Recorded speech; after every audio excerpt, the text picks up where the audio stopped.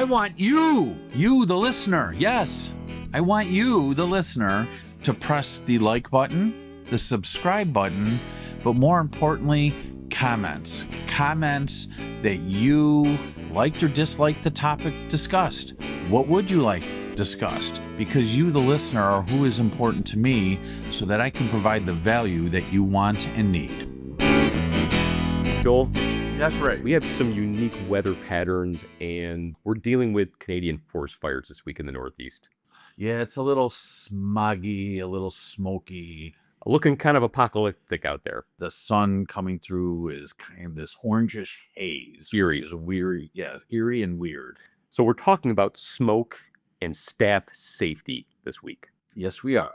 And there's two things to consider during the summer months or in anywhere in the world where your summer happens to be. One of the first issues I want to talk about is just the heat index. A lot of times, particularly in the custodial world, when we clean buildings, people turn off the air conditioning. Or if you have a lot of outbuildings that you're doing on a location, they might be double wide trailers, whatever, that you're doing on a property. Sometimes there's no air conditioning, anything like that. They just open the doors and hope for cross ventilation. So when your heat index gets over 100 degrees, particularly as an owner, you have to be very aware about your staff safety. You need to protect their skin from potential cuts and because of what they're working on and with. Trash can poke through something and it could potentially cut their arm or leg. You have to be very aware of the clothing that they're wearing. But on the other hand, if you allow them to wear shorts, you want them to be appropriate and not show too much to a client or somebody else because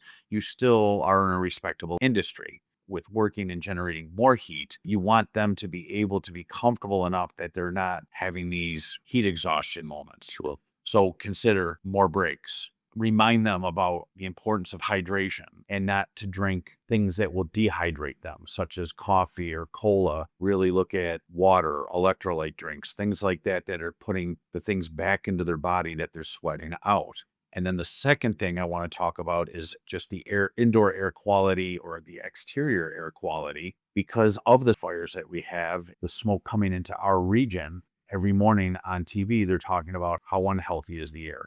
And there's areas in the United States, like California, around LA, the smog reports, where they get those same reports because the air quality matters, particularly to people who have heart issues, lung issues. What are you doing to help protect that individual? A lot of people will put on a mask in order to filter the air that they're breathing, thinking that, hey, I'm filtering it out. Well, if you can smell the smoke or you can smell the smog through the mask that you're wearing, because those particulates are so small, you are not protecting yourself. And one thing that we learned during COVID times was that there's really only two kinds of masks that are typically available to use that are going to filter a lot of that stuff out. And they are a KN95 mask and an N95 mask. If you're the owner of a business and you're supplying them, you have to get that person fit tested to make sure that they can breathe through it. Joel, I'm familiar with the N95. That was the rock star at the beginning of COVID. That is the rock star. The KN95 is a step down, but similar construction. And it does work way better than a typical cloth mask that a lot of people were wearing that were made out of fabric because they are filtering more of the particulates out.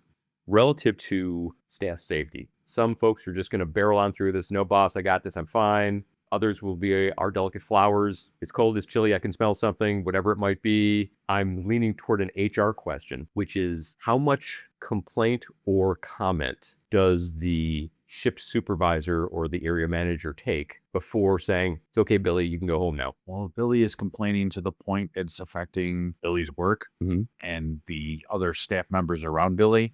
Billy probably just needs to go home for the night. Okay. Document everything, because one thing I've learned from other situations that have come up in other organizations that I have worked for in the past is that documentation, that conversation that they have with Billy, make sure it gets in the file. It's just a note to file, because if anything comes up down the road, or that you spoke to all these people about, this is what I would like you to do, you need to take more breaks, and people, like you said, want to power through it, note that, because if something happens, at least it's noted that you told John Doe or Jane Doe what to do. and had highly advised that they take more breaks and take more hydration break because it is that critical, particularly when heat indexes are over 100 degrees, because our bodies are not developed to the point where we're supposed to be working that hard and that physical for that period of time. So definitely more breaks, more hydration breaks, and the right type of hydration is critical. Joel, can I assume that this topic is occasionally part of your conversation with your consulting clients?